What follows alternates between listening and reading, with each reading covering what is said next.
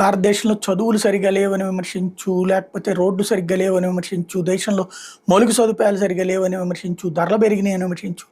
ఇవన్నీ దేశద్రోహం కిందకి రావు. ఇవన్నీ సహజ సిద్ధమైనటువంటి స్పందన. ఆపరేషన్ సింధూర్ జరిగినప్పుడు దాన్ని వ్యతిరేకిస్తూ ఇది పాకిస్తాన్ని భయపెట్టడం కోసం చేస్తున్నటువంటి దుశ్చర్య అంటూ భారతదేశానికి వ్యతిరేకంగా దారుణమైనటువంటి వ్యాఖ్యలు చేసినటువంటి వాడు ఒక ప్రొఫెసర్, అది కూడా అశోక యూనివర్సిటీ ప్రొఫెసర్ అలీ ఖాన్ మహమూదాబాద్. ఇతని గురించి మొన్ననే మాట్లాడుకున్నాం. ఇతన్ని అరెస్ట్ చేస్తే స్పెషల్ ఇన్వెస్టిగేషన్ టీము బెయిల్ ఇచ్చేసింది సుప్రీంకోర్టు. వెంటనే బెయిల్ ఇచ్చేసింది. ఒక దేశద్రోహికి, యుద్ధం సందర్భంలో కూడా దేశానికి వ్యతిరేకంగా వ్యవహరించేవాడికి బెయిల్ ఇచ్చేసింది.